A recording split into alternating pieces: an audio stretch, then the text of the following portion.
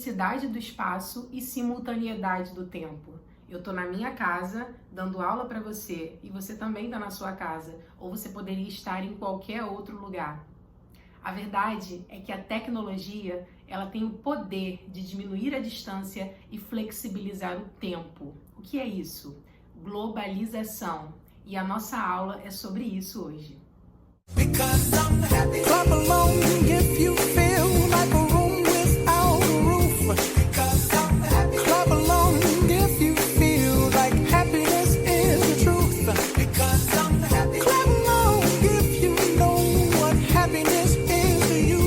Fala, galerinha! Tudo bem com vocês? Hoje a nossa aula é sobre globalização, integração social, econômica, política, cultural, que envolve fluxos, que envolve redes, trocas de mercadorias, pessoas, ideologias. Tudo isso vai acontecer através da internet, através de outras tecnologias de comunicação e transporte. Bom, e apesar de estar falando aqui de um espaço mundo, né? Quando eu digo global, é a referência que nós fazemos ao espaço mundo.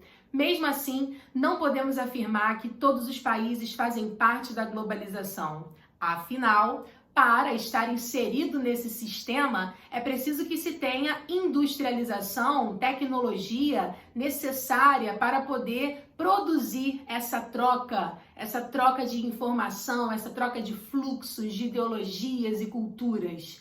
Bem, alguns países, por mais que vocês pensem que não, alguns países, alguns lugares e algumas pessoas não possuem acesso à internet. E até bem pertinho da gente, né? Tem alguns alunos aí da rede pública de educação que não estão conseguindo acompanhar as aulas estando em isolamento social. Ou seja, essa exclusão de comunicação é uma realidade até mesmo no nosso país, que é um país industrializado, mesmo que tenha tido ali a sua industrialização atrasada, ele tem ali a industrialização e a tecnologia necessária para estar inserido no sistema, no fenômeno da globalização.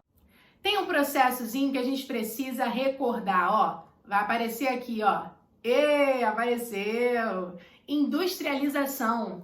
A industrialização, ela é o processo de transformação dos meios de produção, através do quê? Da existência, da presença, do surgimento da máquina. A maquinofatura, ela mecanizou toda a produção e através disso a gente conseguiu produzir muito em um curto tempo de duração. Esse processo transformou radicalmente toda a sociedade. Transformou a nossa forma de consumir, a nossa forma de trabalhar, a nossa forma de pensar também. E durante o período da Guerra Fria, com essa corrida armamentista, essa luta, esse conflito frio entre os Estados Unidos e a União Soviética, esses dois países começaram a correr para se armar, criando bombas, criando armamentos, e através disso foi se construindo também uma transformação nos meios de produção e novas tecnologias foram sendo descobertas. Então, esse período aí de Guerra Fria teve uma contribuição a mais no processo de industrialização.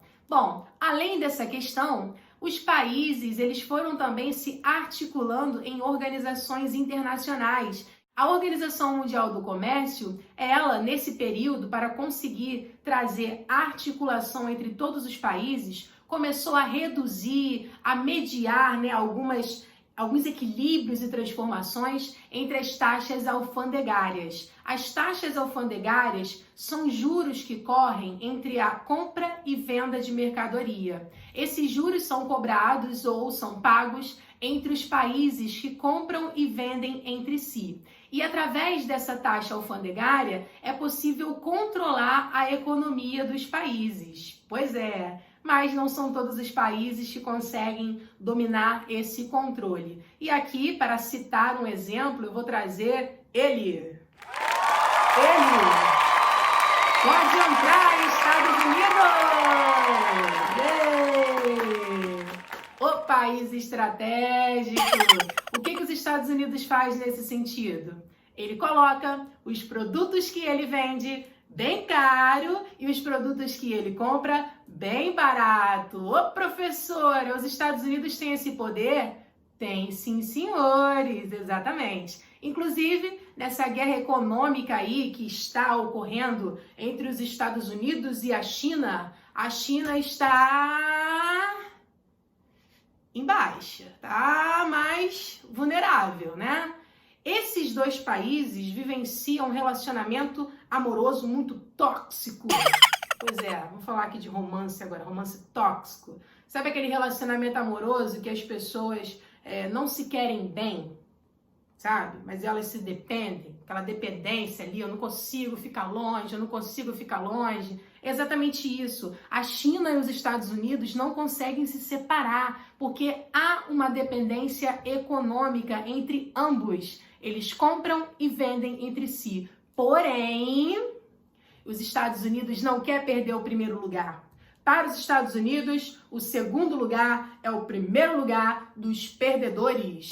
E a China está no segundo lugar. Está no segundo lugar, quase alcançando o primeiro lugar, fazendo aquela queda de braço econômica. E qual é o medo dos Estados Unidos? Perder o seu lugar, perder o seu primeiro lugar, o pódio, o topo. Ele não vai permitir que isso aconteça. Então, ele trabalha a lógica das taxas de juros e fica lá fazendo aquela guerra, né? Aumenta ali o preço do alumínio, abaixa o preço do aço e fica naquela confusão toda. Vende soja para mim, eu te pago mais, né? E por aí vai. Quem sofre com isso? Os outros países envolvidos. Afinal, os Estados Unidos não pode determinar que ele vai aumentar o produto que ele vende somente para a China. Ele vai aumentar para todos. E é claro que ele vende para vários países, inclusive o nosso. Mas a gente não tem, condição financeira que a China tem de pagar por esses produtos, né, no preço que os Estados Unidos está colocando. Isso complica toda a nossa vida, e não somente a nossa vida, mas de outros países subdesenvolvidos que fazem parte desse sistema. Bom, vocês estão percebendo que a tecnologia é um diferencial, né? Pois é, mas a tecnologia ela não vai brotar do solo, né? Olha a florzinha aqui, ó, linda, de celular, não preciso mais ir na loja, agora eu vou colher iPhones.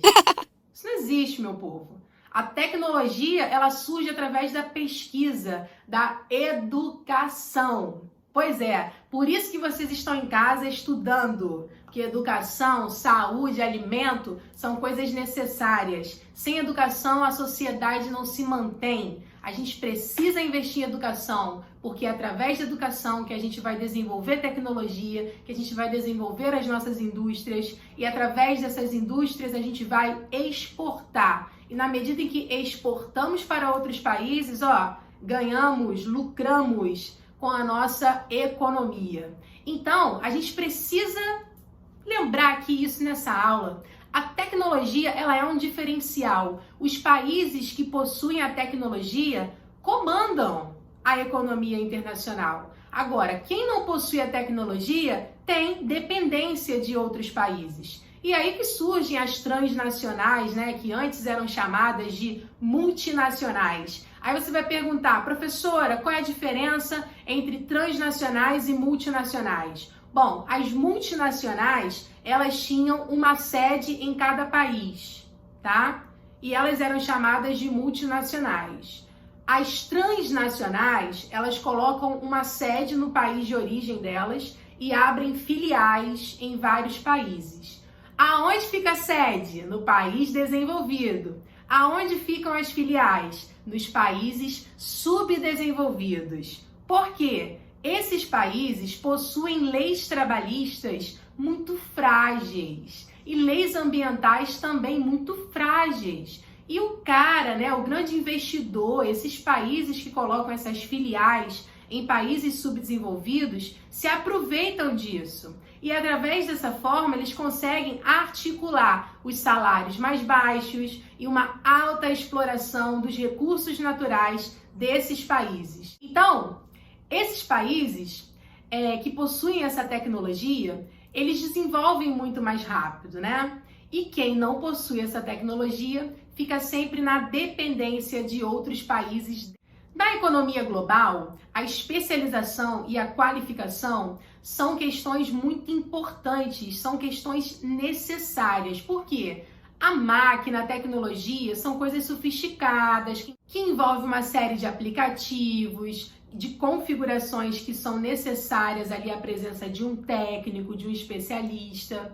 E por conta disso, as pessoas começaram a correr para se qualificar. Aí que surge, né, a tecnologia da informação, a ciência da computação, e tem muita gente investindo nessas profissões porque existe uma necessidade dessa mão de obra especializada no mercado de trabalho. Bom, hoje essa aula foi sobre globalização econômica. Terminamos tudo que a gente tinha aqui para conversar. Espero que vocês tenham gostado. Um beijo e até mais!